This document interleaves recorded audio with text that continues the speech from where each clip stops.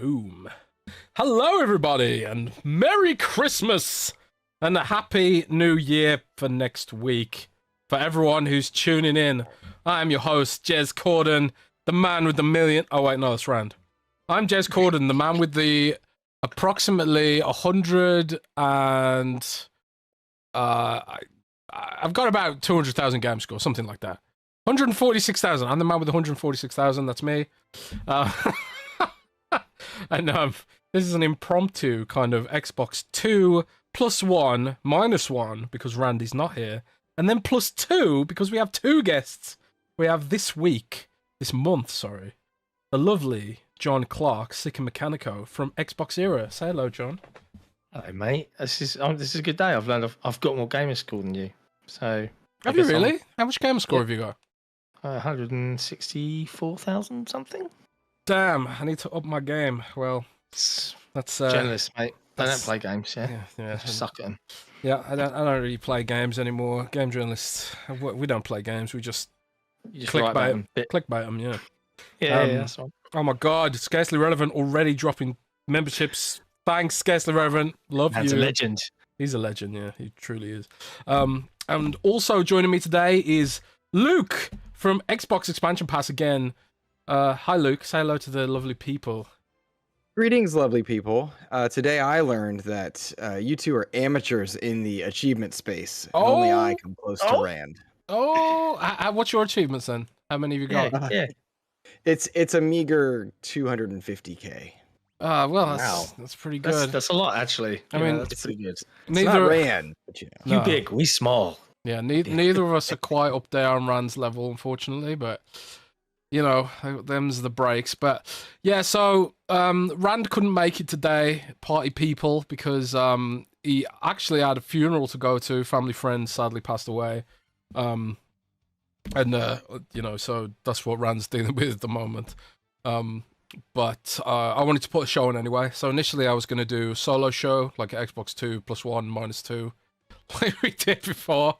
But John and Luke graciously agreed at the last minute to come on and have a little back and forth with me, recap the year of Xbox events, Xbox news, and have a little bit of a chin wag about what to expect in the new year. So, yes, fellas, first of all, I would like to know, before we get the ball rolling here, if we're casting our gaze back across the last year, the last 12 months of Xboxy, PC, gaming. Well, it doesn't have to be Xbox or PC. But, John, first of all, what is your personal game of the year? Because we all know Astrobot was the winner of the Keeleys. Yeah. But what is your personal game of the year? And then we'll get Luke's take next. It's an easy answer.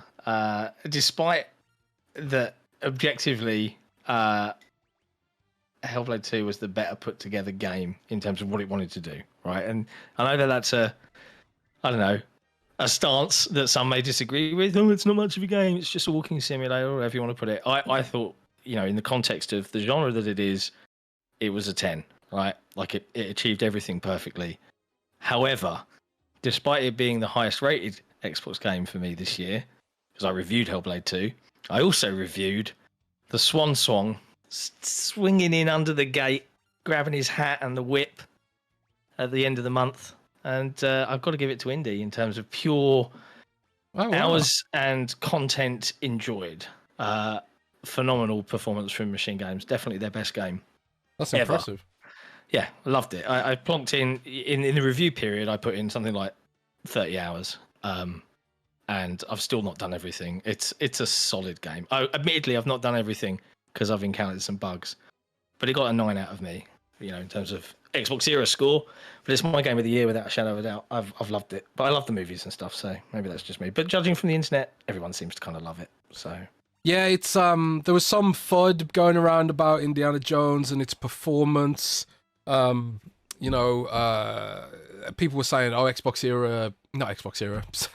Steam figures suggest that it's not doing that well at all." People looking at the concurrency, the current user base and stuff like that. But today, Circana and Matt Piscatella put out there that it was actually the second best-selling game for the week it launched, behind only Call of Duty. So I would say that, like, you know, that is a pretty good look for the game, I would say personally. And it goes to show that when a game's in Game Pass and it's also on console, Steam sales and Steam concurrent user figures don't tell the whole story. At least, you know, we'll talk about that a little bit more in a minute. But Luke, they're not the be all and end all. Yeah, indeed. But Luke, my dear friend, yes, sir. What was your game of the year this year? So it goes to Arkham Shadow with the comfortable bias that I friggin' love Arkham games. I absolutely love Arkham games, and Arkham Shadow was just so good at being an Arkham game despite being in VR. So that gets my personal game of the year. Wow. And I find the poetic irony of it comes out in the year we also get the worst Arkham game in Suicide Squad, which is, much to my chagrin, canonical. So it always makes me chuckle that those two came out in the same time frame. I'm surprised. I was not expecting a VR game to make your game of the year. Neither was I, man. Neither was I. I think it introduced me to VR, which was this whole new way to play. And then it was a good Arkham game, not just a good VR game. So, like, to me, that says something. What is it about that game that makes it particularly special as a standout VR game? Because I have heard a lot of good things about it. Like as far as hype can go for a VR game, it feels like Arkham was up there with like Half-Life Alyx to some degree. What does it do that sets it apart exactly? So I think anytime you're dealing with a game that breaks away from kind of the traditional confines of playing, you know, think about like your Wii, your Kinect, VR, whatever it might be, where it breaks the normal mold of controller in hand, there's a learning curve. And with this game, there's definitely a learning curve as there would be for anyone, but it feels like you're just playing more of what you played. And so it's not like this big feat to figure out you're in VR. They translated the gameplay of a traditional console AAA experience extremely well into a VR experience, to the point where you don't even notice sometimes that you're playing a VR game. You're just playing a game. And that to me speaks volumes. The biggest benefit to the Arkham games back when they first came out was they make you feel like Batman. This makes you feel like Batman. And, you know, I'm listening to John talk about indie, and I'm thinking about those first person segments, and I'm thinking about how Arkham handled a lot of the Batman-esque moments. And it's like, dude, that would be perfect in VR. And it just got my mind rolling at all the possibilities. So I dig it, man. It's been a really good time learning this new medium. And the Arkham series is it's special to me. And this game is just that good. Do you have any issues with like the motion sickness and stuff? Or did you like get over it? Or are you using a Meta Quest 2 or Meta Quest 3 with that game? I started on a 3S, and then I was so enamored that I purchased I gave away the 3S and purchased a 3. Wow. I came into the 3S for free. Somebody gifted it to me, and so I didn't want to like make money off it, kind of thing. So I'm playing on very a Quest honorable 3. Of you. Yeah, indeed. I tell tales of my greatness. Patreon.com/ So really, I straight up lost the question. What were you asking? Like, I'm so enamored with my own humor. what I was getting at was kind of like, one of my issues with VR is that it makes me feel sick, but I've only used a Meta Quest 2. So I was wondering if like either you got used to the sickness feeling, or are the newer headsets just better at dealing with that? I think it's a combination of several factors, to include, you know, you get your VR legs. That is a thing. You do kind of get better with it. But the Meta Quest 3 versus 3S, the 3S uses the Meta Quest 2 lenses, which are called Fresnel lenses. And then there you go. The 3 uses pancake lenses. And got to tell you, definitely a big upgrade. And then it's a matter of software also. Like I went in and played Iron Man VR, which is from the same studio, Camouflage Studio. And I started getting a little queasy during that one, whereas with Arkham, I did not. So I think it's also software and adjusting and figuring things out. So, because in my head, I would have imagined like being Batman, swinging around. Because the first thing I thought was, oh god, that's gonna make me feel sick as hell, you know. But if maybe it's just a VR, maybe I just need to give it another go, man. I think you do, man. Like, I don't know about Luke, but when I play VR now, I do full stick movement. I don't do any of the teleporting stuff. I walk around using like you'd play any first-person shooter on console pad.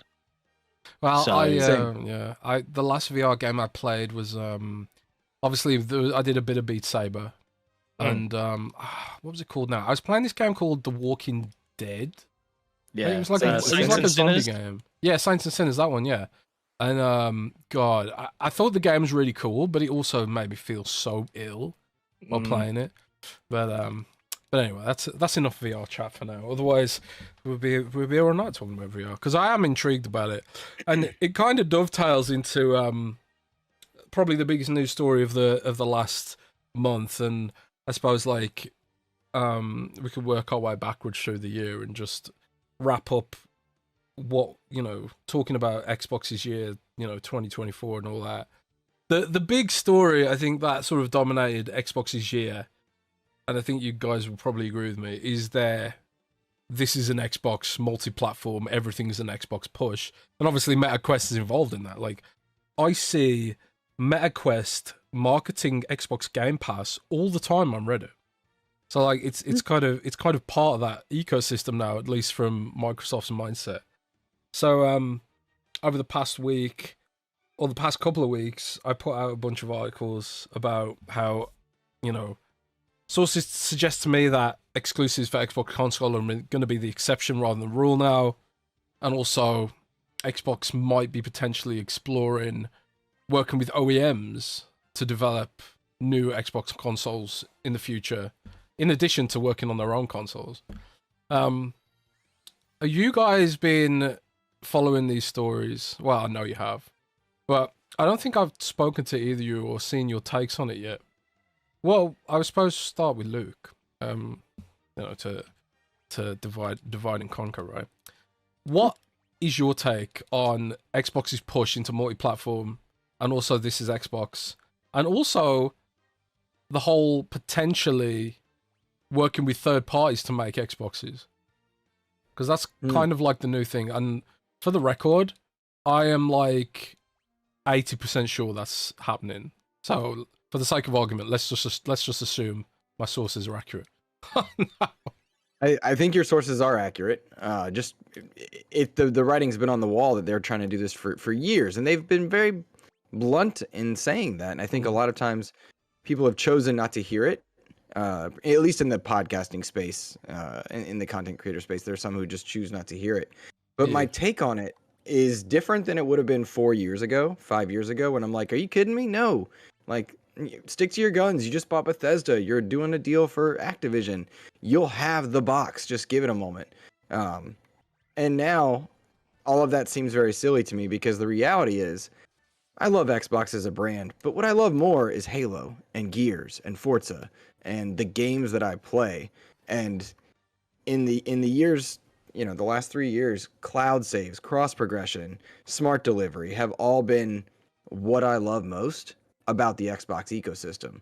So, now I don't care. Like, now I'm all for it. If it means I get more Halo, Gears, Forza, and other elements and other benefits to the ecosystem, then I'm there. I left PlayStation during the PS4 era because I felt like Xbox was trying harder for my dollar, and haven't looked back because I felt like they valued me as a customer. And with some stumbles in the last few years here and there, I still feel valued as a customer.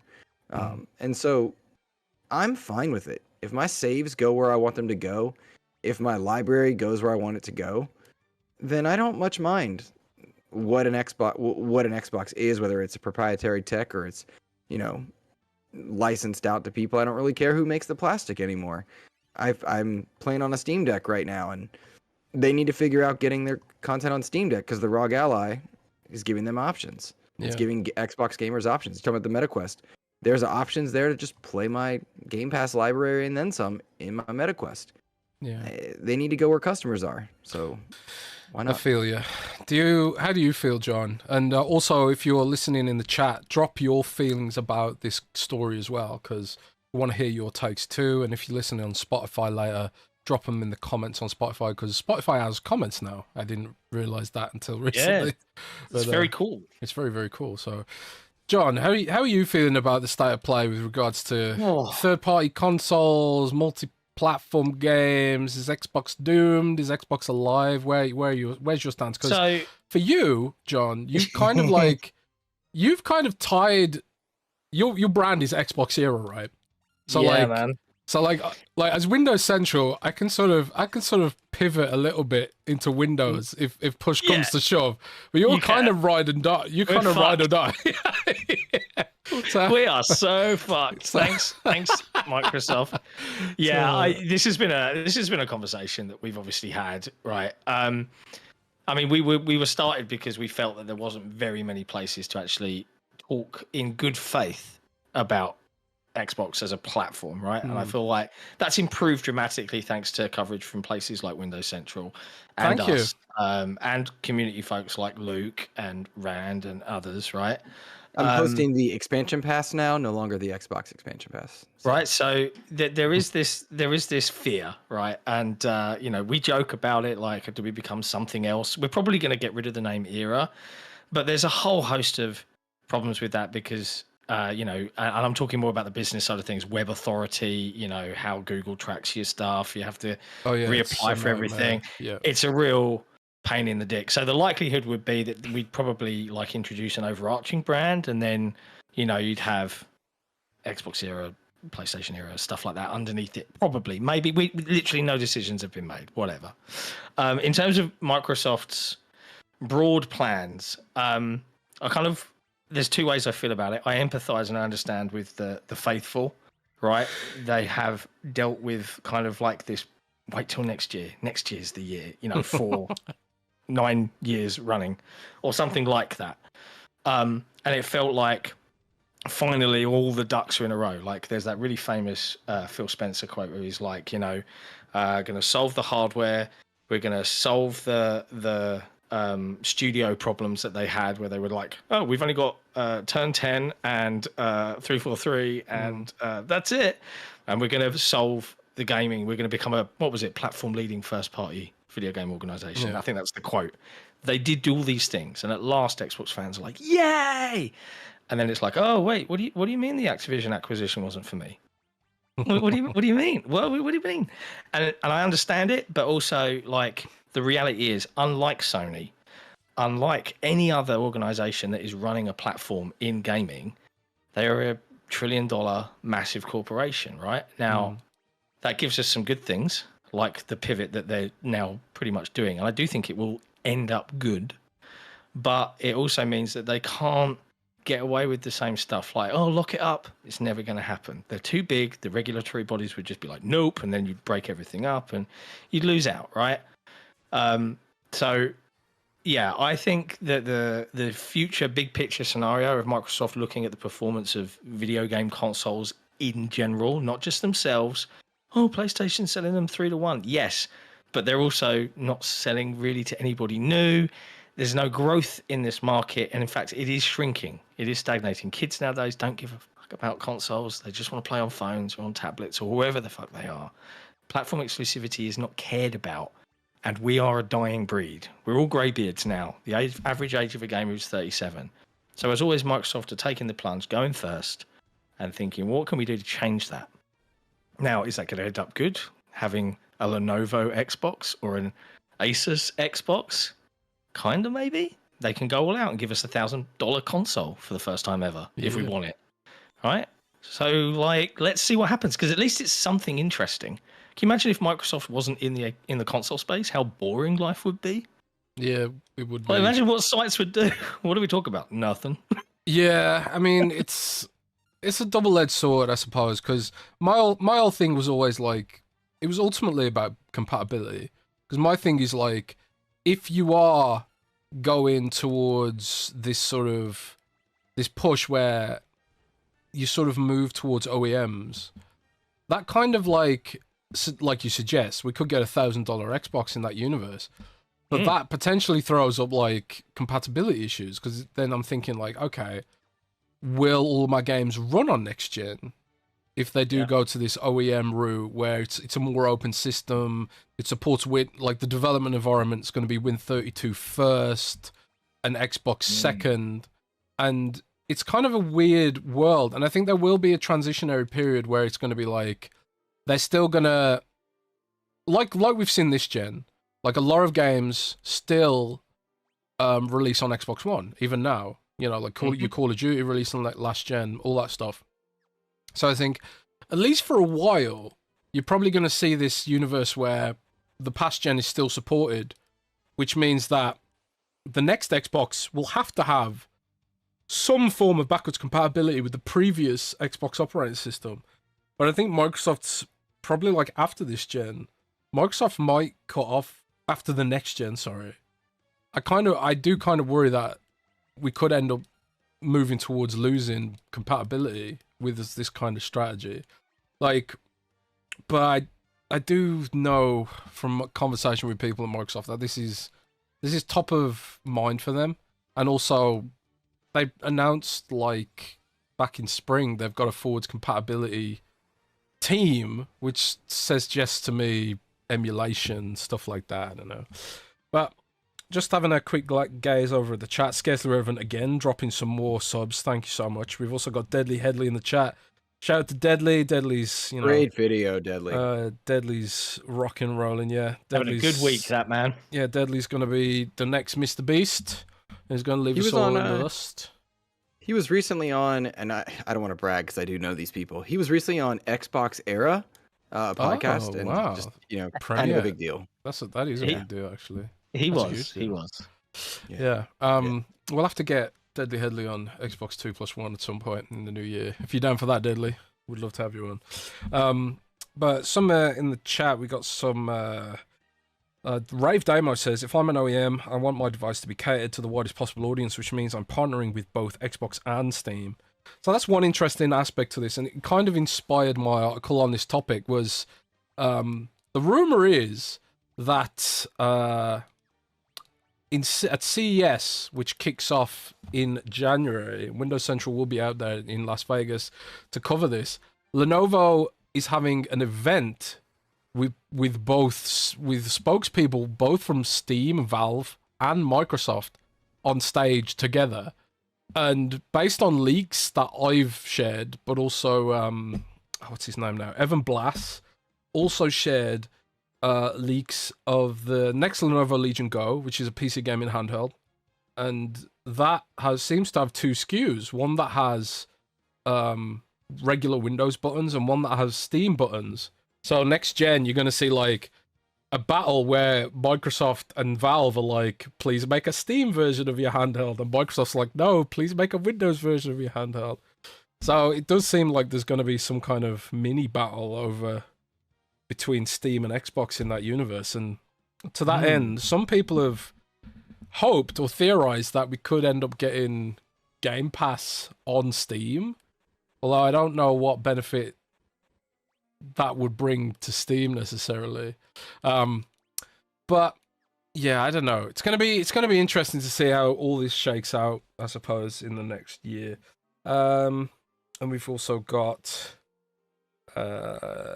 Scarcely Relevant saying, I think we will see in the next Xbox is the software like SteamOS, which allows the abstraction layer to support all hardware. Yeah, I do think there's going to be some emulation to make that happen. I just really wonder is that going to extend all the way to my laptop, you know? Am I going to be able to play all my Xbox games on my laptop? There's all those licensing questions too. Like, does Microsoft even have the right to do that? Because it's not their content, right? It's a lot of it just isn't their content to play with. I would surmise, and again, just a theory, that if, you know, the wizard that is Jason Ronald and team, right, are sitting there going, how do we do this? If the license is to play on an Xbox, whatever they release has to be an Xbox, right? Yeah. Now, if they say we're releasing and it can play on, here's our Xbox operating system, because I don't think like anyone thinking this is going to be a Windows machine, I think is incorrect. You're not going to load up and see a start bar and load up Excel or anything like that, right? But you're going to have, you know, the hypervisor stuff that Xbox currently does. It's using a Windows kernel. I feel like if they can get that right, but then open up the access and work with partners like Epic, like Steam, like, you know, GOG, whatever, and say, hey, you can have your stores here and we will have our, you know, hypervisor layer be able to run our operating system. But when it tries to load a natively Steam x64 based, or is it 32 based, whatever it is, game, it'll know how to do that. And I imagine for OEMs, there'll be like here's the minimum spec you have to have, and you have to have it in this way. So there'll be guidelines for this stuff, right? Yeah, I would have thought Ultimately, it's Microsoft's problem to solve. But it's a convincing, for the first time, it's a convincing argument, right, to the thousands and millions of Xbox customers that there are, where you can turn around and say, hey, the next time our console comes out, be it, I've heard rumors of an early start for them with a possible 2026 handheld. That's just scuttlebutt. There's nothing confirmed on that. But if that is accurate, and they get out of the gate swinging, and they offer up the ability for me to be able to do, well, what they say that they're advocating for, whatever the hell I want, play whatever I want on whatever I want, then how is that not a unique, good value proposition? Yeah, at a reasonable cost as well. Completely agree. There's a lot of question marks, I suppose, with this strategy, and I suppose part of the issue is that it's sort of emerging. It's emerging not necessarily through their narratives or their marketing, but really like the hints they've been dropping, and the odd leaks here and there, and just sort of like extrapolation of where the industry's just sort of going in general, I suppose. I agree with you completely that you won't be booting up to a desktop environment. Maybe you can access a desktop environment if you want to, kind of like optional kind of thing, like how like as on Steam Deck. Like on Steam Deck, you can boot into a desktop Linux environment, and you can sideload things like the Hoyoverse launcher or the Battle.net client, and even Microsoft Edge. There's a Linux version of Microsoft Edge if you want to put Xbox Cloud Gaming on it, for example. So those features probably will exist on the new Windows, the Xbox kind of device, but making sure that I don't want to have any situations where I have to reach for a mouse and keyboard while using that thing. Yes. Like on a Windows PC, sometimes you have to like go through user account controls, systems, and all that kind of bullshit. Yeah, I don't want anything like that. Yeah, I've got a ROG Ally, and I was playing Inscription, which I love. I think it's an amazing game. If you haven't played it, would solidly recommend it. It's brilliant. And there's a point in the game where it requires you to enter your name. And I've been playing away, beavering away, and then my ROG's like, "Hey, yeah, we're not going to detect your virtual keyboard." And I'm like, "Well, shit." No. So I have to literally turn it off, load it up on a machine with a keyboard, type it in, and then go back if I want to. And that's not okay. That's not a good experience. Yeah, it's horrible. I'm kind of there too right now. It's funny you guys are saying this because I'm playing on the Steam Deck right now. Valve was good enough to send one over to XEP, so I'm reviewing kind of the OLED version, their cream of the crop. And what they did so well for me as a console, like a lifelong console gamer, is just make it work, make it simple. Is the game deck verified? No. Yes. Will it have a small issue here, there? But it just loads up, you play your game, and you go. And that's whatever Xbox does with their handheld, it needs to just work, because that's the nature of console gaming, is you just boot up and go, versus those who want to tweak their settings and optimize and build their own PCs and such. And if they're going to try to have their cake and eat it too, they need to have the experience of a console gamer to just boot up and work, but also the option to do some of that optimization. And I think that's the line they have to walk as they're talking to GOG, Epic Games, Steam, everybody else, is how do they want to build this, and what kind of ecosystem do they want this to present to the gamers if they're trying to bring people in? Yeah, I think one of the issues is like a lot of these platforms are designed for keyboard and mouse. Like I know Steam has the Steam Big Picture mode, which is great, works really, really well. And that gives Steam like a big advantage over Xbox, that, they've already got the operating system that is cross-platform, scalable to other devices, scalable on Linux, scalable on Windows. Steam is miles ahead of Microsoft in this area, and a lot of people don't realize it. A lot of people don't realize how far ahead of the curve Steam is compared to both Sony and PlayStation, in providing not only the full ecosystem on a regular PC, where you have the full access to everything that you could possibly want as a Gen Z or Gen Alpha gamer who, wants that experience. Wow, I just died. Embarrassing. That's what you get for not fully paying attention. But but it's kind of like, oh, okay. So this version of Final Fantasy has checkpoints. Kind of feels like cheating almost. But anyway, lost my train of thought there. But yeah, Steam is miles and miles ahead of the curve when it comes to this stuff, and I think Microsoft's going to have a big job catching up because because they've got to get all the Windows people pulling in one direction, which is historically difficult for Microsoft to do. You know, like there's all these kind of rumors and conjecture about Microsoft's ability to actually get all their teams on the same page when it comes to executing a project like this. And I think that's going to be a big issue for Microsoft too. Like, can they actually make the Windows and Xbox teams work together in the kind of close collaboration that they would need to take on Steam in this space? Because that's ultimately who they're trying to take on it. And it presents an existential threat to Windows itself. If Valve can make a gaming distro that is more performant than Windows while offering similar compatibility, because I know Proton isn't perfect and it has like compatibility issues with some games and stuff, but more and more devs are going to be prioritizing that if Steam like continues to blow up the way it is. But yeah, that's the yeah, it's true. It's damn true, as Kurt Angle would say. Just, how are they going to solve for that, right? Like, I have no idea. I'm all for hearing about the vision, and I remember like reading from you, Jez, that you were a little bit critical. I'm going to say critical. Of critical. Like, hey, maybe you're doing this too soon, guys. Just my my thoughts. I think this is too soon. Maybe you should slow your roll. Because you're not there yet to be making these kind of grand proclamations. That's my thing. It's just they're not there yet. But they we've had a marketing expert now come out this week and kind of explain. Well, I say last week, and he explained things, right? And I love how the whole industry kind of gathered around that video and was like, oh shit, yeah, okay, all right, we kind of get it. So props to Deadly Headley for that, because it was useful to hear it from a completely outside. Why would they do this? And when you look at it in that context, it's like, okay, maybe you don't have to be ready because you're just having the conversation right now, and that's kind of more important than ready.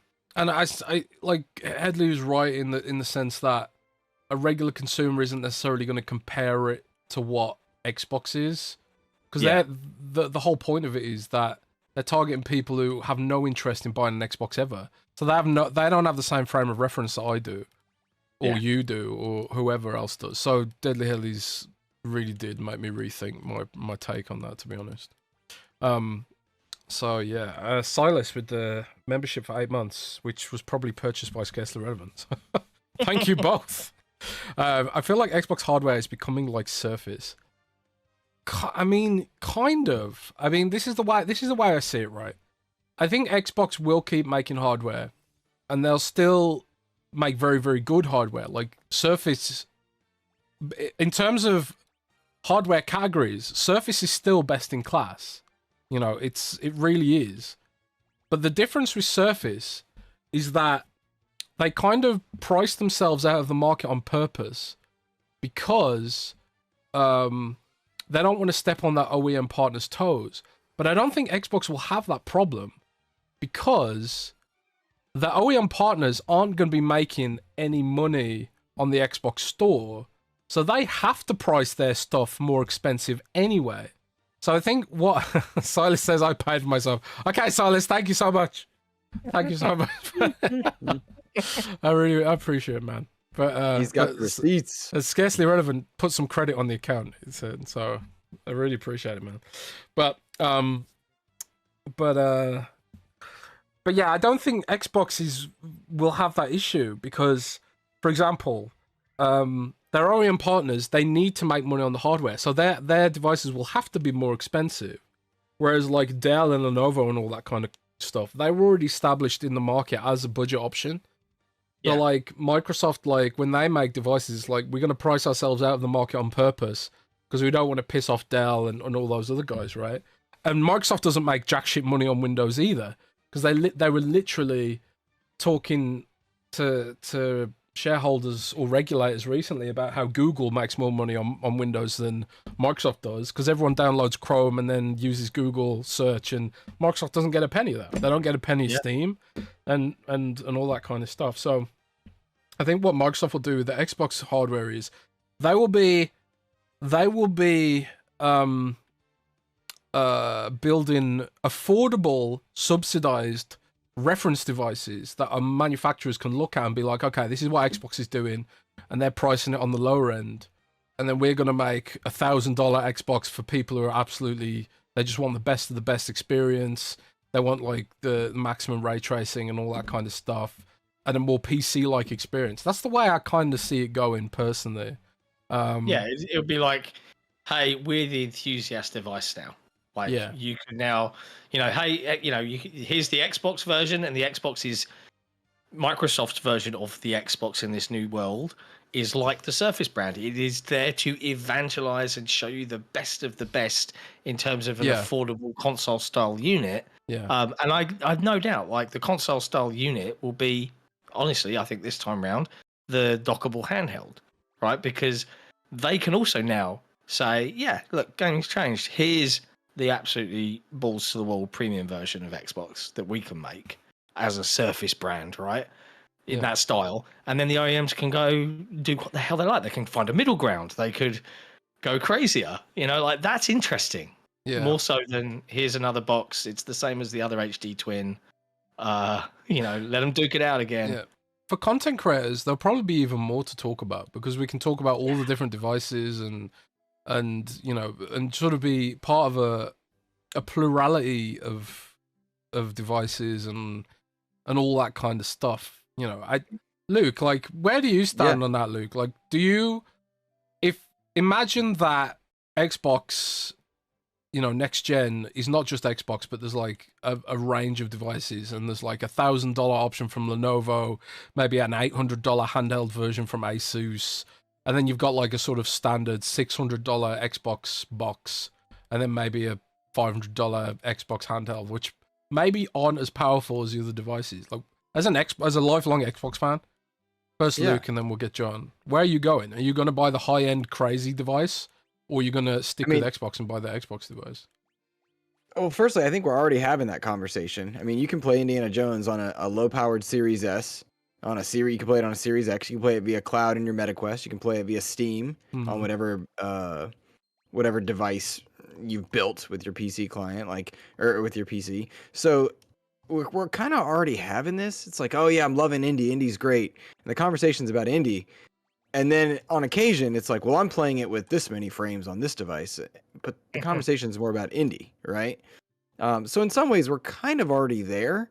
And as far as like where I would go is in terms of like what I would play it on, again, ask me 2 years ago, Xbox all the way, whatever they send out. Now it's like, all right, well, I don't fancy spending more than $500 for a system, console, whatever. But also, like, that's just kind of the market and what it demands now. So it'll depend on what's offered, what's special. When people ask me, should I buy an Xbox? The answer is vastly different than it was 2 years ago, 3 years ago. So I don't know what I will be doing. I know I'll still be covering it. And frankly, like, I'll still be playing Xbox games because, and shoot, it was Matt Piscatella came out and he said, Call of Duty's #1, this, and this. Indie's #2, this, and this. Those are both Xbox games. Yeah. Diablo did incredible this year. Xbox game. Like, it's a matter of, like, what does it mean to be an Xbox or an Xbox game anymore? And that's kind of the bigger conversation, is it doesn't mean nearly what it used to. And that probably means that more people are going to get to play what Xbox is working on and creating. So that's how I tend to look at it. I just feel like we're already having this conversation. It's just guised a little bit differently. Yeah, true. I mean, one of my things with this whole this is an Xbox thing is that I think a lot of the discourse around this strategy revolves around the fact that I think a lot of people also enjoy being a fan of Xbox. We not only do we enjoy playing the games, but it's fun to be part of a community around a shared love of an arbitrary thing, And I've recently got back into WWE, as a lot of people probably insufferably I'm tired. You know, I'm making a lot of people suffer with my WWE fandom at the minute. Is what I mean.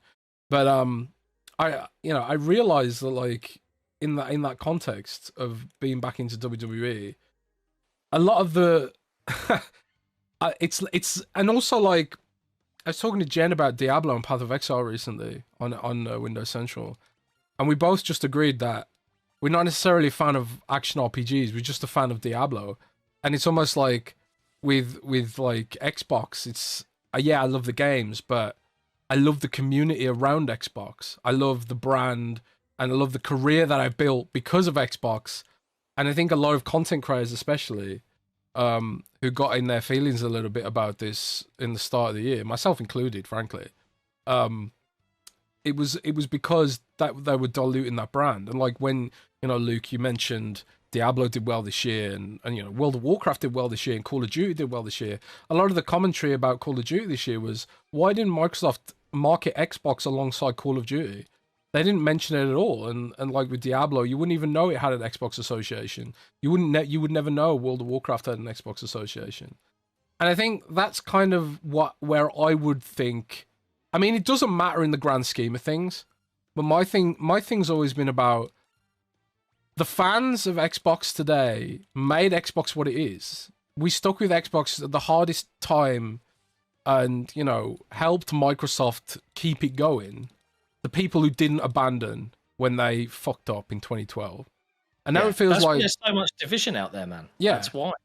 But it's also like I feel like Microsoft could do more to bring those fans along with us, with them for the ride, and at least pretend like they're not just this faceless corporation that ultimately doesn't give a shit. Because when you build an entertainment product, in my view, you need the community. You need a community around that entertainment product, because there's so many different ways we could be spending our money, spending our time. Yeah, man. And I think I kind of feel Microsoft taken the community for granted a little bit. Like, how do you guys feel about that idea? Does the community matter? Should Microsoft work more with it, or do people just not? Do the younger generations just not care about it in the same way we do? I think. Oh, go ahead. Luke. You go, darling. You go. I'll go in a minute. Thanks, Boo. The community does absolutely matter. It does absolutely matter. But in a dollars and cents element, the community is very small in terms of like the vocal minority. Most kids do not care what box they're playing on. They are tablet based, they're phone based. They want to log in and play. And a lot of them, they'll just make a new account, sign up for a new thing, just play. They're about the experience. Whereas for me, like, my gamer tag is sacred to me. It's got 20 years of history, and as a graybeard, like I'm intrinsically tied to the ecosystem. Graybeard. And you know, like it's true. It's just You're not a graybeard, Luke, are you? How old are you? I'm 39. Oh, you're older than me. Very young, 39. Yeah, Yes, I thought you were. yes. I thought you were in your 20s or something. Nope. No, Wow. you're older than me. Yeah. I'm the youngest person here. You are. It's Fucking true. hell. That's right. I'm And now the easily oldest the most person mature. here. Yet. But yeah, the community does matter, but it's not nearly the necessary. Like there was a time, I want to say in the 2017 through 19 era, where they desperately needed that community to keep them afloat. They needed us in a way that maybe they don't quite need us now, because they have so many avenues that they're marketing to and bringing attention to Xbox from. But I would argue that it can't really be broken down into dollars and cents, but how much benefit did Headley's video do for the Xbox ecosystem? I'd gather to say quite a bit. And I don't know how you quantify that, but Xbox does need people like that breaking things down dollars and cents wise. I know for me, I need the community.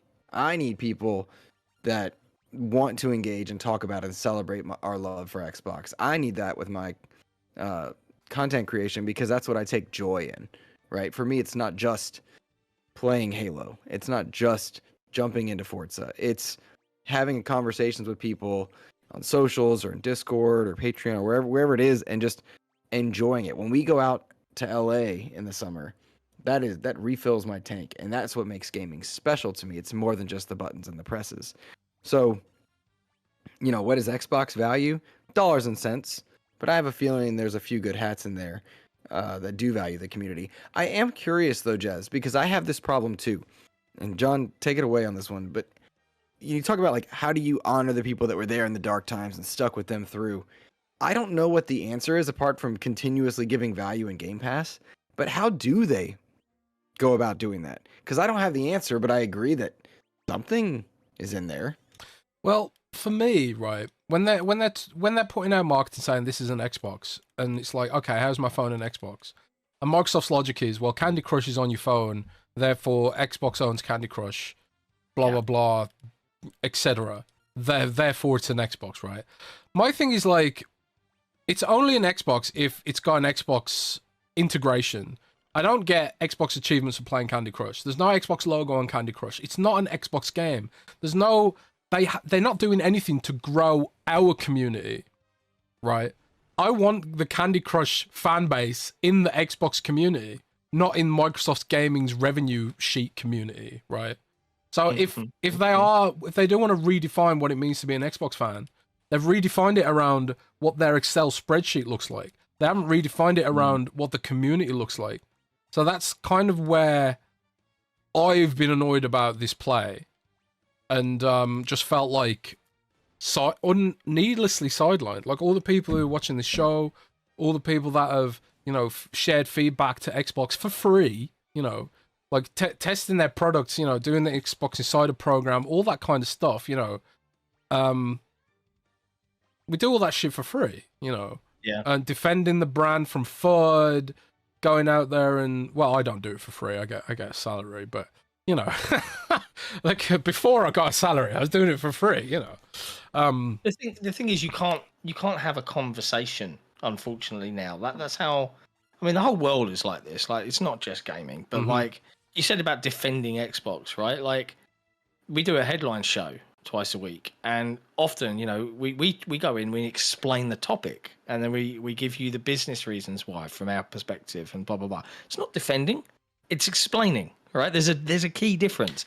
It is not the case that everybody, across Windows Central or Xbox Expansion Pass or XboxERA are like, Xbox is great and they can't do anything wrong.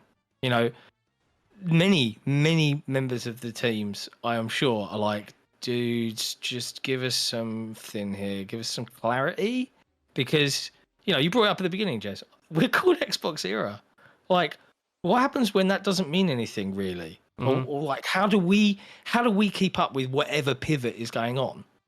Because the original idea was, let's provide a platform for the community, but it was also like, hey, if their approach with Game Pass and it really takes off and the new generation, blah blah blah, we're going to be right there at the forefront as a community, as a beacon, and it hasn't worked out that way, right?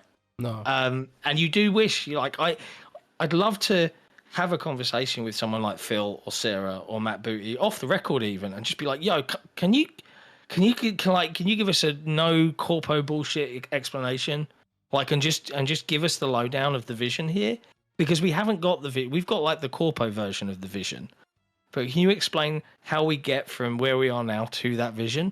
Because if you did that to the broader community, it might do some good. And we can't have that conversation, unfortunately. I don't think in any interview PR would allow a real answer in that regard. It's really difficult because when Microsoft don't know. Yeah. Sorry, go ahead, on. guys. I've noticed that a lot of them. We just talked over. We did it. You go ahead, Jez. I was just gonna say, like, this is just a quick one, but I was just gonna say, in past when Microsoft has done these non-corpo interviews, like when Phil went on Kind of Funny, and he was very frank, and he was like, there's, like, even if Starfield was a 10 out of 10 mega banger, it wouldn't move the needle for us, and he was really frank about that, and everyone was pissed off about the frankness. So then they did the sort of more corporate one they did start of the year, which was the business update, the infamous business update. That was all corpo, and everyone's mad about that now as well, because they talked about Indiana Jones being exclusive and now it isn't. So because the corporate reality is that whatever reason, that was now no longer going to be exclusive. That Kind of Funny thing, though, like, it wasn't Kind of Funny's fault, but like, I wish we could have an honest conversation about this without it becoming personal. But the reaction Yeah, okay, some community may have reacted badly to that, but it's fueled by three giant companies that own everything, right? And then there's a lot of journalists out there that just don't play on this platform. They don't play about it, but Most they of them sure love don't. to talk about it, right? It's like 80% don't play on Xbox, even more probably. Yeah, So I'd it's say like, 90%. you know, you utilize all of the, you know, I talked at the beginning of the show like how boring it would be if Xbox wasn't doing anything, you know, if they didn't exist even. And the FUD and the conversation and the console warring nature of the discussion around this is just through that old guard, us versus them, you know, PS versus Xbox lens, instead of games are cool. What if we could play them on more devices? Like, do you know? And that makes Microsoft's job inherently harder, because how can you progressively tell that message or try and sell that vision when the entire industry is vehemently kind of like rooting for you to fail for clicks and algorithms and rage bait? It's bad. Like, I don't know how they do it, to be honest. I don't know what the path forward is. I wish in some ways Microsoft would just be like, you know what? Some of you outlets are never going to give us a fair shake, so fuck it. Like, they never will, because Microsoft just ultimately just going to carry on doing what they do. But it would be funny to see. But yeah, I digress. I would like to see Xbox take some steps to honor the legacy of what Xbox is, in ways that might mimic PlayStation's. And I know that that's a dangerous territory, because then you get into like, well, should we be copying the competition and such? But Astrobot, whether you agree it should win or not win or anything else, one thing Astrobot does well is celebrate the legacy that PlayStation has built to end tangentially their 30th anniversary hardware they put out. Very, very pretty stuff. I would love to see something that Xbox puts out, a game that we could experience, or a Forza where you're driving through tracks when you're on the Project Scorpio 1X, or, you know, driving tracks through the Sea of Thieves and transitioning over into the Locust Battle for Jacinto or something. Like, they do need to find a way to celebrate the history of what Xbox is with gamers. I think that would be a really smart move on their part, and that is one way that they could kind of honor those that have been with Xbox for a long time. That's something that PlayStation does well, is look back at like all the eras they've been in. And then I don't know, it occurred to me while we were talking, another way they could do it is to really clean up the efforts between like BattleNet and Game Pass. And if you've got it in one spot, you've got it everywhere. It's just easy to just go in and play and do. And I know those are two like vastly different things, but those are two ways to honor legacy players. Because how many people on BattleNet just play World of Warcraft or what are now Xbox owned games? Bringing them into the Xbox ecosystem that way would be a smart move as well. Yeah, I completely agree. I think ultimately the strategy that they've put forward is a good one, and it's one that will ensure that Xbox has a long-term future in hardware. It'll ensure that the content that we've got hopefully will come with us over to Windows, and that the new platform will be more open and will just sort of be a more holistic way to play games. Like, I do love the vision of being able to access my content and my save files no matter where I am. Like, for example, on this stream, I'm playing Final Fantasy 1. This save file, I started it on my phone playing on touch, and then I saved it on my phone, and then later on in the day, I mounted my phone, because I got a mount for my phone on my bed, right? Because I'm so lazy, so I don't even have to hold my phone in bed. And then I plugged my Razer controller into my phone, and I was playing it on my phone, lying in bed with the phone sort of hovering above my face. And then I was able to load my cloud save via Xbox Play Anywhere to my Xbox, which is now what you're seeing streamed up on here. It's the Xbox version of the game, right? And that vision is amazing. And this game was not in Game Pass. This is a game that Square Enix opted in to Xbox Play Anywhere and cloud saves. I want all developers to opt into that shit. I want all games to be Xbox Play Anywhere. I want to get all of my games on my phone and my PC and all that kind of stuff. I want Xbox achievements in Candy Crush and Warcraft Rumble on my phone. I want to be able to log in with Xbox Live. I don't want to have this sort of... If that's what it means to be an Xbox fan, that's the goal they need to work towards. I want to see an Xbox logo when I boot World of Warcraft. I want all those people in the same community. And there was sort of grassroots... There was green shoots of that in LA, like for people who went to the Xbox events in LA, Microsoft had Call of Duty streamers there. There were Fallout influencers there. There were people from the Xbox community there. There were Blizzard people there. Xbox Game Studios people there. It was like this confluence of all those communities coming together. But I think Xbox needs to do more from a symbolic perspective to bring all those communities together and grow the community, because everything they've done up until this point has only hurt the community and divided people and pushed them away and created arguments and drama and all that kind of stuff. They've done a piss poor job of managing the community and bringing us along for this, and instead of just sowed mistrust, discontent, and fear about what the future of the platform might look like. I don't know. Yeah, no, you're not wrong, man. You're not wrong. Like the most like bewildering thing that they've done outside of like the very corpo feeling stuff that feels very anti what they are used to be known for doing. Like, you know, the Xbox One gen was, you know, you had everybody in the Xbox leadership team kind of chatting to you, like responding to you on Twitter and replying on Xbox messages and stuff like that. You know, very human feeling. And suddenly this year from January, it was just like arm's length. No more of that, thank you. I think Tim Dog burnt them a bit there, right? With the freak out. But he did. Like beyond that, hey guys, you know, here's your Indiana Jones game. It's going to be a banger. It's coming to PlayStation 5. Like, and don't tell anyone that until next year. Like, why are you doing that? It's like it's a big announcement and, well, hey, is that a Disney thing? I don't know, man, but it felt real tone deaf. I heard some things about that. Like a slap to those that had supported the brand and whatnot prior to. Maybe that's kind of the answer to Jez's question, because it felt like a slap in the face to us. Because I don't mind Doom going non-exclusive. That makes sense. It's always been that way. Diablo, COD, all the same things. Indie was like the one. Indie and Starfield, and it was kind of the one. But again, big picture, it's all going to go this way. But clean up the messaging. And I'll tell you what, it sucks that they're not as personable. I really am bummed out, because they all seem to be really nice people when we meet them in person. Yep. But like, I have yet to have somebody from Xbox on XEP. I've had legends on XEP, and I would love to have one of them on just to celebrate the ecosystem. You know, no tough questions. It's really hard to do. Yeah, because it's and tough. That stinks because we're their diehards. You know. That's not like a ploy or anything. It does stink, because I see the work that people put in and how much they love the brand. And I know that there's people on the other side that also love the brand. They love Xbox. They work for it, but they also love it. And it'd be fun to celebrate with them. Yeah.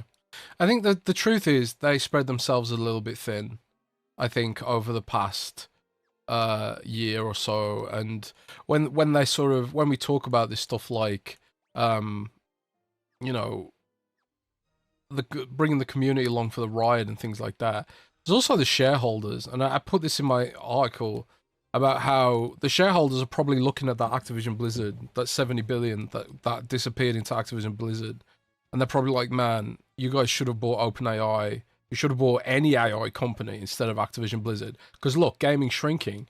What you doing, Satya? You know, and you've got Google, and you've got Musk's AI, and you've got Facebook's AI, and they're all sort of battling for these top spots on benchmarks right now. And OpenAI just released O3, which looks like it's leapt ahead again. But then, like, next month, Google will release a new model, which will be even better. And Microsoft's just kind of there with partial ownership of one wing of OpenAI, which cost them $20 billion. And a lot of those shareholders are probably saying to Satya now, like, you invested in Candy Crush over this?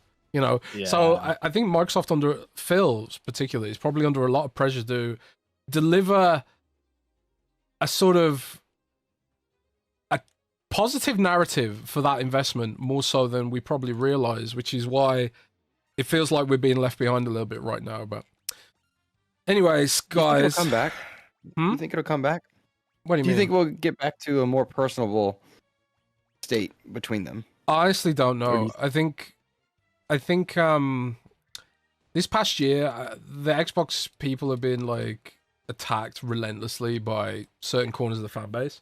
So I wouldn't be surprised if they just take a rain check on doing anything like that moving forward. I hope I'm wrong, but Yeah, I honestly don't know. I wouldn't blame them, to be honest with you, because there's so many bad faith. You know, no one's paid to be abused. End of the day, right? And you can be like, "It's my money. I have a right to voice my concerns." Yeah, but you don't have a right to be a belligerent twat on the internet.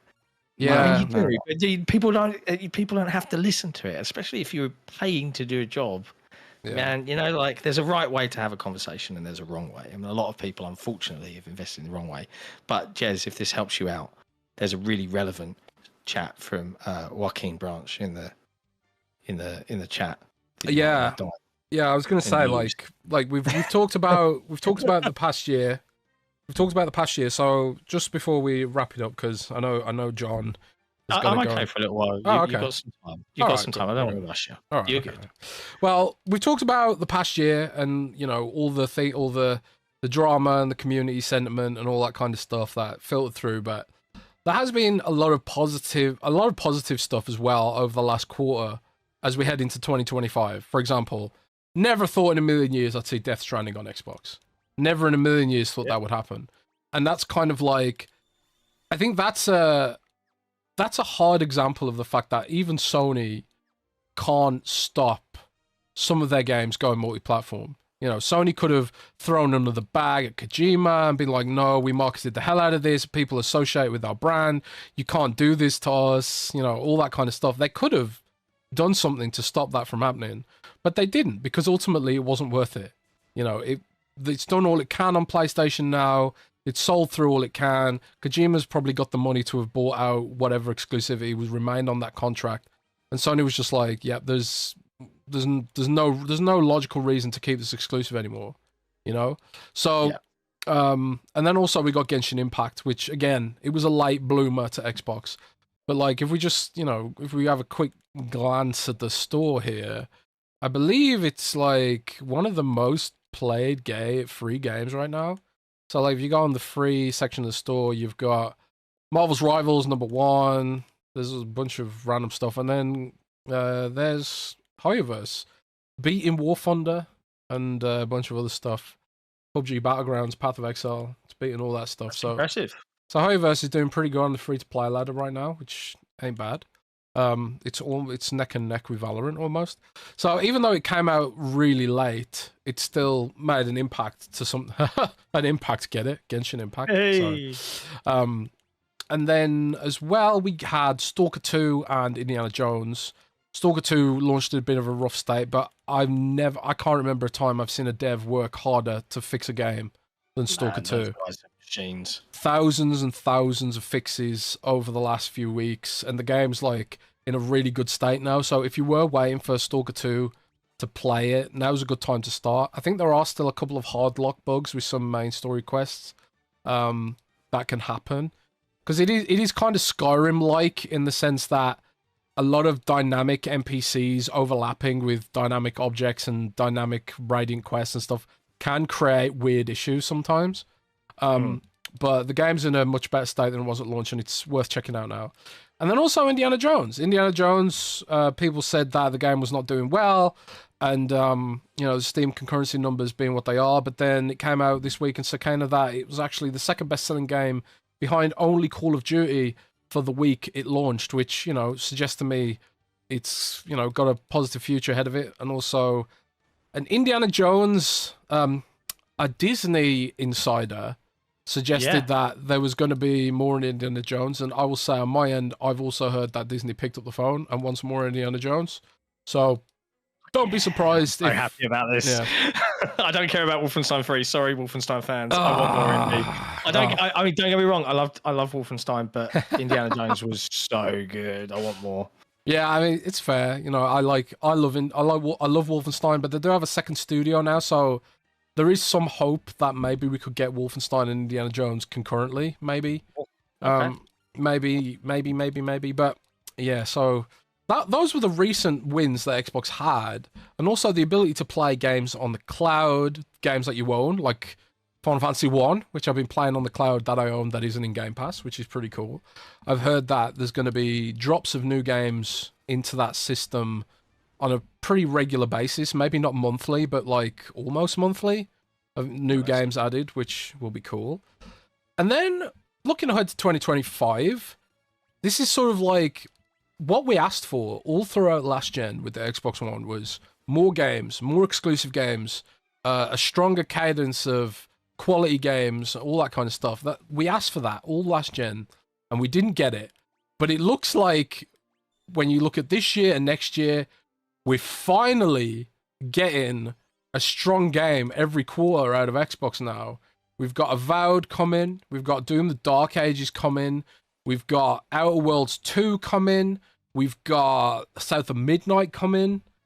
And I feel and Fable potentially coming, although there's some rumors, suggestions from some places that maybe could get delayed, but maybe not. I heard someone attribute those rumors to Perfect Dark, and I was like, that's not been announced for 2025. Yeah. What are you smoking? I don't know. I think a lot of people just expect big games to get delayed now. And can I just comment on this for a second? Like, Go on. as soon as that rumor's dropped, something's going to get delayed. That's what people talk about, right? And then we get Microsoft's messaging is so bad, and it's like they haven't said anything, guys. Yeah, that's true. That is true. He's like, what are you doing? Well, it's always funny because like people were talking about, a lot of people were asking me about Xbox's stock levels in Europe recently because there was a thing put out in Poland where people were saying there was no stock of Xbox consoles in Poland, which means Xbox is quitting Europe, right?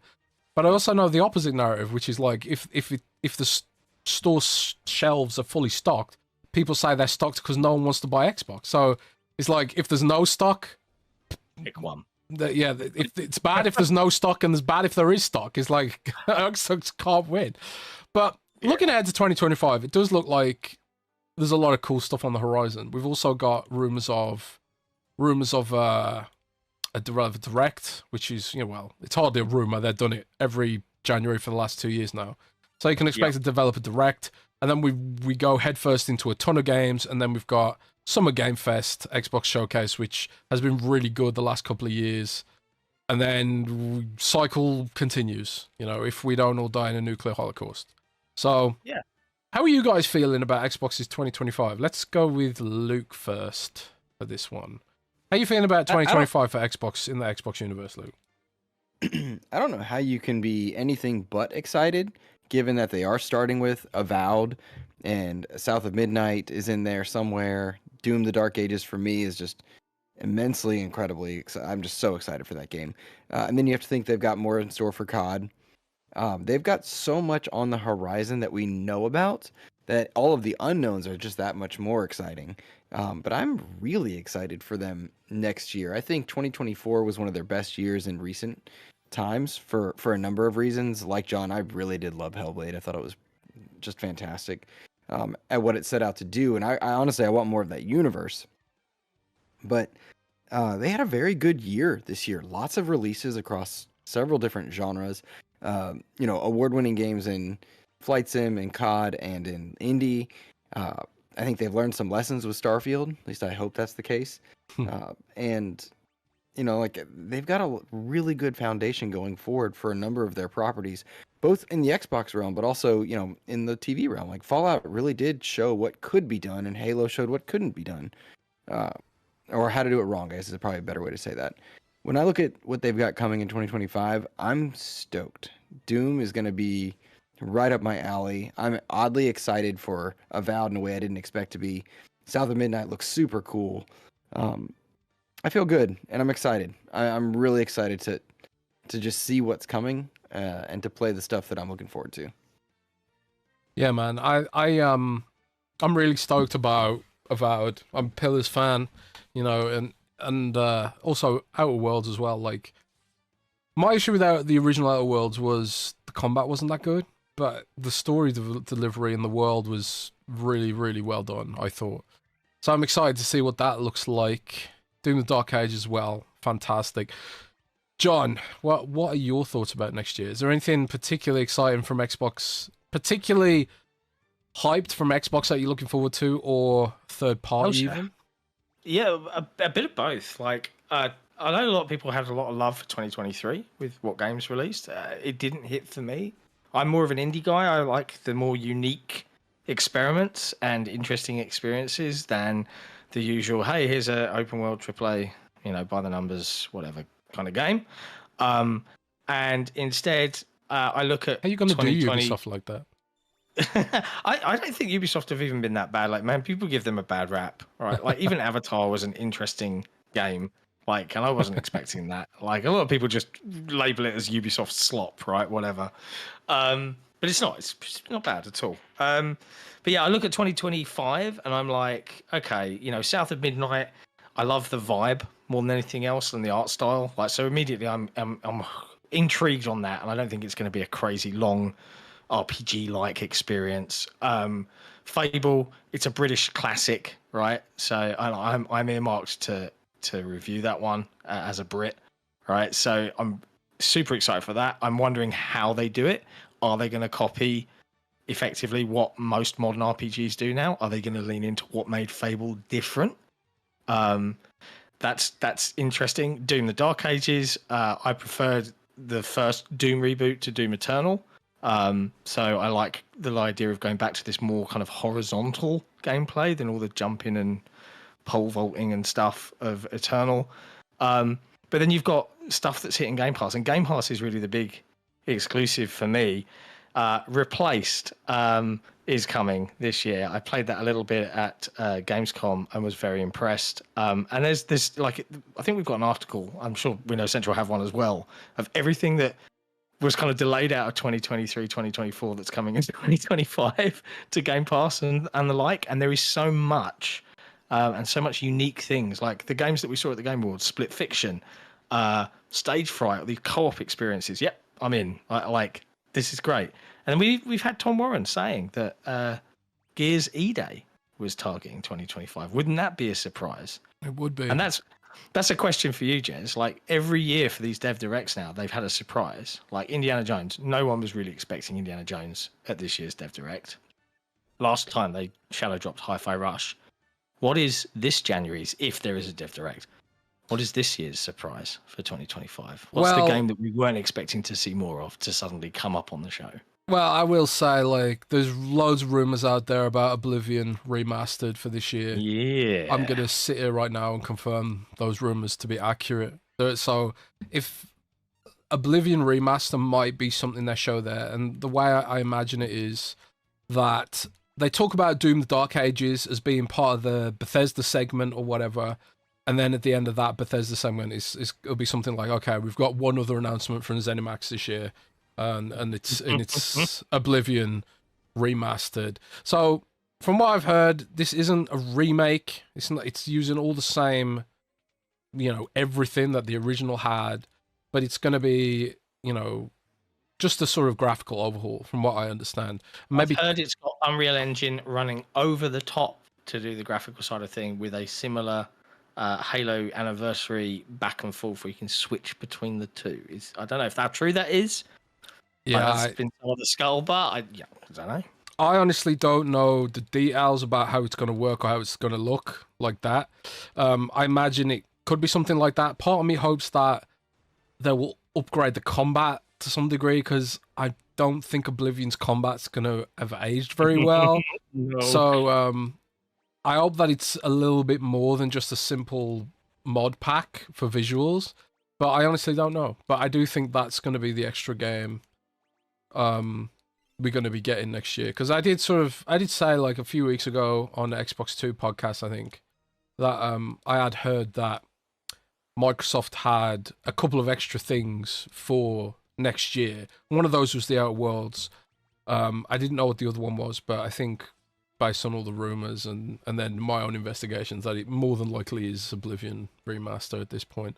Although I will say this, I did hear as well that they were considering State of Decay 3 for 2025 as well. Really? But I think that'd be a surprise. Yeah, so it's closer to being finished than you would think, but I think they are going to let that one slip to 2026. But I would bet money that's a 2026 game, like early 2026. What a lovely world we live in now, right? As an Xbox fan, where we can actually talk about Microsoft being, yeah, they got enough for this year. They can afford to wait, because they actually can now. Yeah, it's crazy. Like, it's really different kettle of fish than what we've been used to for the last. It's like, Let me ask you guys. Sorry, go ahead, Jess. I'm curious. Yeah, we did it again. My turn this time. So everybody's talking about avoiding Grand Theft Auto 6 or whatnot for next year. You think Xbox has worries about that when you look at Fable and possibly Oblivion or any other of the stuff that they have? Do you think they're worried about moving dates around to accommodate that? I know philosophically that Microsoft doesn't try to game it to that extent. And they do have this sort of thought process that eventually you just have to ship a game. And I think they appreciate that things can have a longer tail in this universe with Game Pass. So, like, Game Pass can give games an unnatural long life, potentially. So, like, for example, if you drop in a game on top of Grand Theft Auto just because you have to, for whatever reason, their assumption is that, you know, we could give that an extra boost in Game Pass down the line. It adds value to Game Pass for that cohort, because increasingly they do view Game Pass as like a separate cohort of gamers, that people who will stick exclusively to Game Pass. So, like, they'll be like, well, I'll skip well, I don't know if there's going to be a lot of people thinking I'm going to skip Grand Theft Auto, but there'll be a lot of people who are just like, I'll save the money this month because I have to, because that's my financial reality. I pay my £15 and get what Microsoft gives me. So for those users, Microsoft might even be looking at to like give them something on a quality bar akin to Grand Theft Auto, so they've got something to play without feeling left out, maybe. But yeah, it does. I think it does operate a little bit differently in Microsoft Universe with regards to that kind of stuff. But I don't know. But it does look like there's going to be a ton of shit all over the place. Ton of games, I mean. And then you've got like all the extra games that they're going to be adding to playable on cloud, and then we should start seeing some, you know, hardware stuffs soon as well. I know a little bit more about the next gen Xbox controller that I didn't know before. Like I think it was codenamed Sebil. I think it was before. I don't know if it's the same controller, but I know Microsoft is working on a completely new all singing, all dancing controller that seamlessly connects to cloud and Xbox console at the same time somehow. I don't know how that's going to work. Because one thing that does really, really bug me about Xbox controllers right now is like when I disconnect it from the Bluetooth, if it's turned on, it'll automatically turn on my Xbox. Yeah, that playing in bed last night with playing Final Fantasy in bed last night, and like when I unplugged my controller from my phone, it turned on my Xbox. It's like, this is an Xbox, you know. So they're working on that kind of stuff. I had this weird rumor that there was going to be a controller announcement this month, but that doesn't look like it's going to pan out. No. So there'll be new hardware stuff next year as well. Tons and tons of games. Let us know in the chat what games you're excited for next year. There's also like, do you guys think we'll get a new Forza Horizon next year? Because it's been a while. It's been a hot minute. Yeah, we had this chat on XboxERA. It's got to be, right? I mean, it's the longest time they've been without one for a long time. Unless they want to launch with hardware in 2026.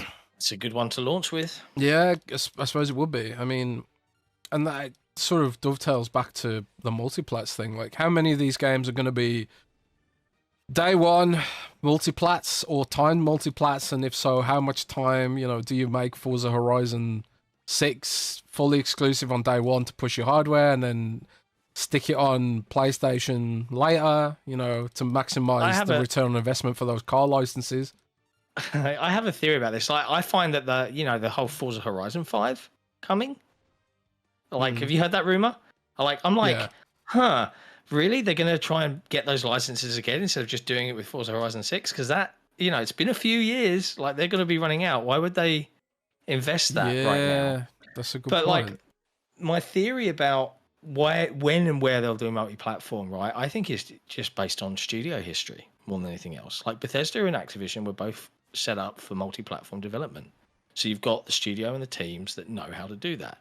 All the first-party studios are not. So you make a decision about whether you want to pay for a port, get another team involved, or do you want to tool up that existing team to be able to do multi-platform development? So, like, there's a gut feel to it that kind of says first-party Xbox game studios that that weren't traditionally multi-platform will remain kind of exclusive unless something is worthwhile. But otherwise, I think everything else that is set up previously before they were bought to be multi-platform development studios will just continue to do that. I think that's the mantra now in my head. That's how I view it. Yeah, I'm no longer surprised. no, I think you're right. Like, based on what I've heard, is that any game that is exclusive to Xbox will be incidental based on which studios actually have the pipeline to make that happen. But like, there will be some games where they're just like, actually, it is worth paying for the port, you know. And then the community will just have to deal with that as and when it happens. Like, one of the ones that I did hear about was Halo Master Chief Collection. I heard about that a long time ago. Halo Master Chief Collection was being developed for a port to PlayStation, and I do wonder, like, when or if they'll still go ahead with that. You know, well, I think they will, but it's gonna be a day on social media when they do that, if they do that. I mean, because that's Halo's symbolic. definitely going to Switch too, right? Like, I've heard that. Surely you guys have heard that. Like, Halo's going to be on Switch too. I mean, well, that's the other question. Surprise me. One of Rand's things was, what if they only support the Switch? What if they don't support PlayStation and they just support the Switch? And it's just like, well, if PlayStation's gonna be like that and not give us stuff like Helldivers, which Helldivers should be on Xbox, in my view. It's like, it's a second party studio, so it would help them. And it's done all it can do on PlayStation, in my opinion. So why not put it on Xbox? You know, the only reason to not put it on Xbox at that point is some weird pride. I think, personally.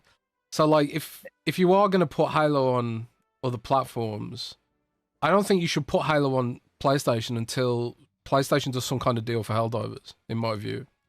I don't know if you guys feel differently about that. I don't think Xbox would be that petty, but I would be that petty. I don't think they're that petty, but also it would confuse the messaging if okay, you can play Halo on your Switch, but you can play Call of Duty on your PlayStation, but you can play them both on Xbox. But then it would muddle the message, I think, a little bit. But I do, you know, just to your point, I would like to see some of the weight thrown around a little bit. You shouldn't be skipping Xbox with Helldivers. You shouldn't be skipping Xbox with some of these. And they've got the weight now in the industry to command that. You know, Indie didn't have to go multi-plat right away. It could have, but I mean, it didn't have to. Could have been a longer time period. They've got stuff with Call of Duty and Diablo, and there's no reason to think they can't swing some of that weight around in a more petty, emphatic, stronger way, because I do think they have insight into more ecosystems than I think PlayStation does right now, on account of how well Xbox has been handling the PC space and publishing games in multiple places, Nintendo and PlayStation included. So there's no reason to think they can't command a bit more movement within the industry, and it just feels like they're not. But I don't know if that's true. That's just, you know, the outside looking in. Like, you're saying they could swing their balls around a little bit. Right. So, yeah, I think 2025 is going to be an interesting year. I mean, they've got, like, they're going to have a load of positive messages to go through with lots of high quality games. They're going to have some interesting hardware things to talk about. I'm sure Jason Ronald will have things to talk about at CES with regards to what their plans are for Windows and Xbox gaming and all that kind of stuff. And but then we're also going to have drama, like when Halo eventually goes multi-platform and whatever else potentially goes multi-platform. There's going to be a lot of drama, a lot of upset people, and you know, I think Xbox does need to do more with the community, bring us along for the ride, doing nice things for the Xbox community, whether it's, you know, enhancements to achievements or putting Xbox features into those mobile games or World of Warcraft or whatever else. Bring, you know, let me buy a game once and own it on Battle.net as well, for example. Like, I had to buy Vessel of Hatred twice, which is dumb as hell. So I do think there's still a ton of work to do, but there's also a lot of reasons to be positive and all that kind of stuff. But I think we've done enough damage for 1 year. I want to thank you both so much for coming on. It's such a impromptu, sort of last minute kind of thing. Give us, John, tell us where the good people of Xbox 2 can find you on the internet, and then quickly let us know what your Christmas plans are. Yeah, you can find me via xboxera.com, but underscore Sickermechanico underscore on Twitter. Good luck spelling that. I think it's it's John Clark at XboxERA.com on Blue Sky, because we integrated Blue Sky's authentication system to our website. So fancy. Because we can. Scarcely's just giving you another Christmas present. Bish bash bosh. But yeah, thanks, like Scarcely. Christmas is a quiet one. I haven't got my kids for Christmas Day or Christmas Eve. Like their mum's picking them up tomorrow, so it's a quiet Christmas. So plenty of good food, good movies, good video games.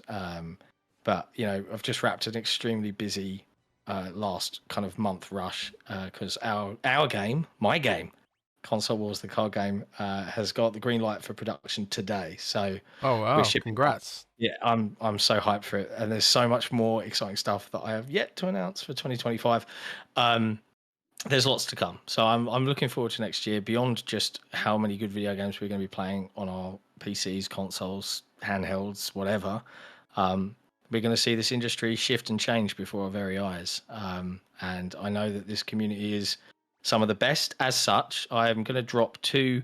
I've just made them right now. I've been playing a game called Tiny Glade while we've been chatting, and I've made 2 wintry backdrops for folks' PCs, phones, Xboxes, if you want, which I'm going to drop into the Xbox 2 gaming chat right now, if I have the permissions to do so. You should have. You can have them as your background. They're very pretty, but I've made this right now. There you go. Folks can have nice. those.